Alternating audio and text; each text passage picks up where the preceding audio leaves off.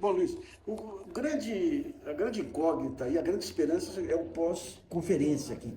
Como que vocês pretendem utilizar o conhecimento que foi acumulado aqui e essa interligação dos diversos setores para transformar em plano de metas?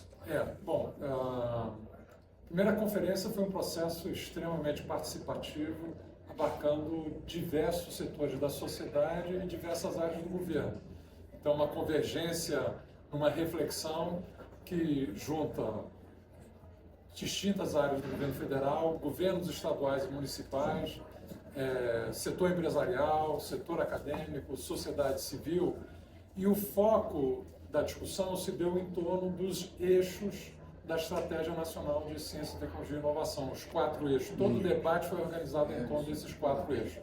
Então, a primeira tarefa, digamos assim, a partir da conclusão da conferência, é subsidiar, a partir desses debates, a reformulação da Estratégia Nacional de Ciência, Tecnologia e Inovação para o período 2024-2030. Quer dizer, essa foi a razão principal que orientou a convocação da conferência.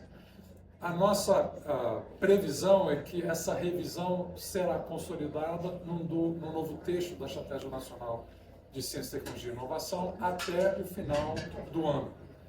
Com a aprovação e consolidação da Estratégia Nacional de Ciência, Tecnologia e Inovação, o passo seguinte é transformar as orientações da estratégia num plano de ações em ciência, tecnologia e inovação, que abarca todos esses setores.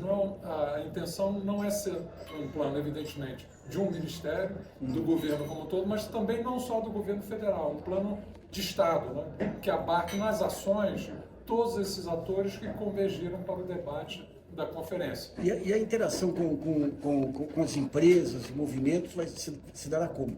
Não, ela é muito intensa, né? Porque tanto nas instâncias já existentes de convergência, talvez a principal delas para nós é o Conselho Nacional de Ciência, Tecnologia e Inovação, porque as empresas participam diretamente do Conselho e, por exemplo, tiveram um papel muito ativo na elaboração desse plano brasileiro de inteligência artificial, que foi apresentado e lançado aqui na própria conferência, mas há um conjunto de outros conselhos, por exemplo, o Conselho Nacional de Desenvolvimento Industrial, que orienta as ações e a orientação estratégica da nova política industrial, Nova Indústria Brasil. Também tem uma forte presença empresarial e nós também ali presentes, governo e nós, Ministério da Ciência e Tecnologia, suas agências.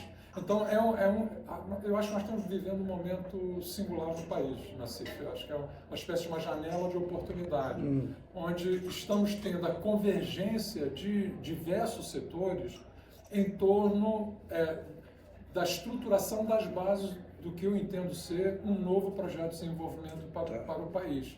Então, esta conferência é parte importante desse processo, abarcando as ações na área de ciência, tecnologia e inovação. Agora, o Lula pediu claramente metas e tarefas. Como que vai se dar essa... Não, exatamente. Aqui, talvez, o Plano Brasileiro de Inteligência Artificial, que foi apresentado, é uma espécie de esboço, numa dimensão, do trabalho que terá que ser feito em todas as dimensões da Estratégia Nacional de Ciência, Tecnologia e Inovação. A ideia seria, nesse mesmo esforço de convergência, desdobrar as orientações estratégicas em ações concretas por eixos, com metas claramente estabelecidas, fontes de financiamento, formas de articulação das ações. Então, talvez esse plano seja, digamos assim, um esboço setorial em uma dimensão, né, do que nós pretendemos fazer com o plano mais amplo de ações em ciência, tecnologia e inovação decorrente dessa estratégia. Um ponto que foi bem colocado aí é que a ciência, a tecnologia e a inovação é uma política horizontal que pega todos os setores. Exatamente. Por exemplo, o Lula pede na inteligência artificial para que se vê a questão social, a questão do... Como é que foi compatibilizado isso, já que a inteligência artificial é vista como exterminadora de empregos? Isso é um ponto, quer dizer, como qualquer inovação tecnológica, ela sempre tem riscos Sim. e oportunidades, né? E cabe à política, ou seja, se isso for desenvolvido espontaneamente pelo mercado, nós sabemos que o que vai se sobrepor são os riscos e as dificuldades. E as mazelas sociais associadas à introdução de uma nova tecnologia. Então, uma preocupação presente em todo o debate, desde que o tema foi lançado, apresentado para o presidente no Conselho, na reunião de março, é que o Plano Brasileiro para a Inteligência Artificial ele deveria potencializar as oportunidades que a tecnologia apresenta para o Brasil e minimizar os impactos sociais negativos. Então, ao invés de ser um exterminador de empregos, ter políticas para que, com a agregação de valor na cadeia produtiva de IA dentro do Brasil, ele possa ser gerador de empregos mais qualificados, que gerem mais renda para os trabalhadores e para as trabalhadoras brasileiras. Então, isso foi tudo incorporado ao desenho do plano a partir de um debate amplo, né? Porque o debate foi muito amplo, envolvendo diversos setores, também setores de representação dos trabalhadores, na definição do perfil, da orientação e das metas do plano. Um ponto essencial vai ser a geração de emprego qualificado e a formação de emprego. As exatamente. universidades, você acredita que hoje estão flexíveis para entender e se adaptar, ou já fornecem essa mão de obra? Já fornece, mas tem que fornecer muito mais e de forma melhor. Quer dizer, acho que um dos temas levantados no debate do plano, e foi muito bem identificado e endossado pelo próprio presidente Lula, é a necessidade de nós termos reformulação nos cursos de formação, né? Em todos os níveis, né? Desde o ensino básico, o ensino médio, até a graduação, pós-graduação, que os currículos têm que ser adaptados para ter agilidade, flexibilidade de formação do tipo de mão de obra qualificada que nós precisamos e na velocidade com a flexibilidade necessária para isso. Nesse terreno, acho que nós temos elementos culturais que nos ajudam, que nós até estávamos conversando antes informalmente. Quer dizer, essa flexibilidade inata à cultura brasileira, que faz parte e às vezes é visto negativamente por aqueles que são dominados por uma lógica weberiana, né, racional, legal. Isso, pelo contrário, é um atributo positivo. Então, e daí eu pergunto algo extraordinário que foi criado aí, eu não vejo uma utilização maior, que são os institutos federais. Qual é a contribuição que eles podem dar? Não, é enorme. Eles já estão incorporados ao plano, né? Os institutos federais na parte, tanto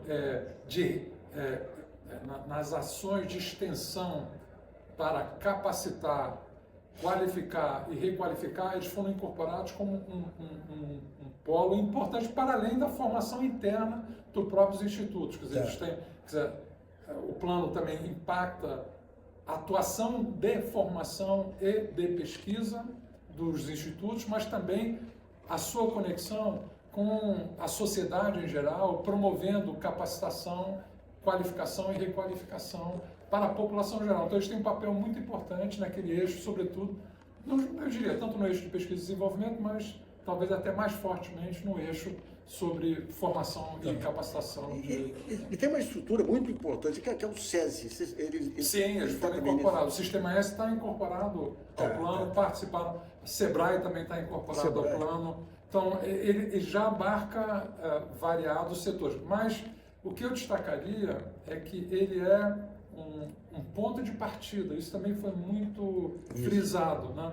Quer dizer, nós tínhamos que partir de um plano ousado, mas ao mesmo tempo realista, que é isso que nós desenvolvemos. Mas a partir desse plano, a ideia é que ele fique permanentemente aberto a revisões contínuas e incorporação contínua de novos atores e novas ações. Então, acho que o entusiasmo com que ele foi abraçado pelo presidente, né? A partir da demanda que ele nos deu. Aliás, há muitos anos que eu não vi algum entusiasmado como ele mostrou. Eu posso até dizer, né? Esse desafio nos foi lançado por ele na reunião do Conselho de Ciência e Tecnologia em março, né? E ele diz, olha, eu quero ter já uma proposta de plano brasileiro de inteligência artificial para lançar na abertura da conferência.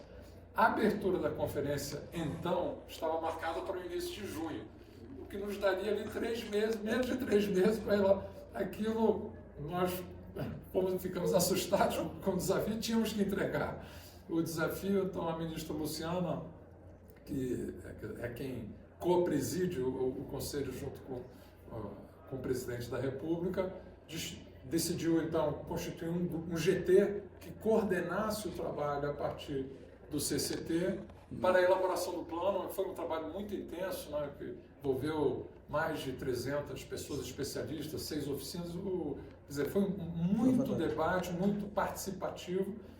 Eu até, quer dizer, eu acho que se a conferência tivesse sido mantida para o início de junho, que era a programação inicial, daria, mas não teria a consistência, a robustez do plano que nós conseguimos apresentar. Depois, como a tragédia lá no Rio Grande do Sul nos obrigou a adiar a conferência para esse final de julho, terminando hoje, no dia 1º de agosto, ela nos deu o tempo necessário para a consolidação. Cuidado que a mídia vai dizer que Lula programou o desastre do Rio Grande para poder ter... Agora, deixa eu fazer uma pergunta aí.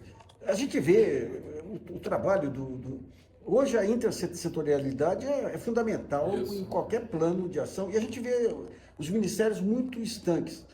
Por outro lado, uma reforma do Estado exigiria um esforço gigantesco, mudanças constitucionais, mas você pode...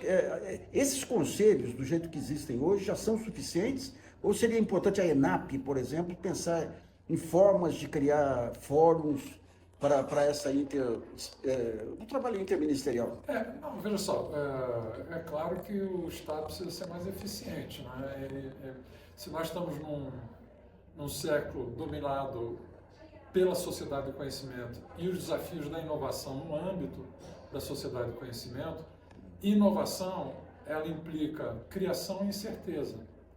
Então, acho que do ponto de vista da ação do Estado, do poder público, ela exige 2 características para ser mais eficaz a ação do setor público. Primeiro, integração, porque as dimensões são mais do que intersetoriais ou interdisciplinares, são transsetoriais e transdisciplinares. Então, elas exigem capacidade de convergência e articulação, que é fundamental, e nós precisamos de um sistema de controle, de regulação do Estado que não penalize a incerteza, que não torne o gestor público alvo por ter flexibilidade para lidar com a incerteza inerente à inovação e à criação. Eu fui assistir o fórum aí sobre startup. Sim. E eu repeti o que eu ouvi de um presidente da FINEP, quando a Dilma colocou dinheiro na FINEP. Ele falou, em qualquer lugar do mundo, nos Estados Unidos, se aposta em 10 startups e uma der certo, é vitória. Aqui se aposta em 10 e uma é errada, dá TCU. Exatamente, exato. Nós precisamos de um sistema, um marco legal regulatório que absorva a incerteza gerada pela inovação e pela criação como elemento central da missão institucional que deve ser monitorada e controlada. Então, acho que isso é uma dimensão fundamental. A minha resposta é o seguinte: nós estamos conseguindo avançar dentro do marco existente. Aqui mesmo a conferência discutiu o marco legal, o novo marco legal da área de ciência, tecnologia e inovação, mas o que nós sentimos na ponta, como gestores públicos responsáveis pela condução da política, é que as inovações do novo marco legal que regula a área de ciência, tecnologia e inovação ainda não foi plenamente internalizado, assimilado, né? Tá. Tem várias inovações que parece que a cultura de controle burocrático muito, quer dizer, inflexível, né? Que tende a resistir, a aceitar as inovações do próprio marco legal na área de ciência, tecnologia. Está vendo alguns avanços? O Supremo outro dia mudou o entendimento sobre lei de improbidade, Sim, que antes sim, qualquer problema administrativo era lei de improbidade. Exatamente.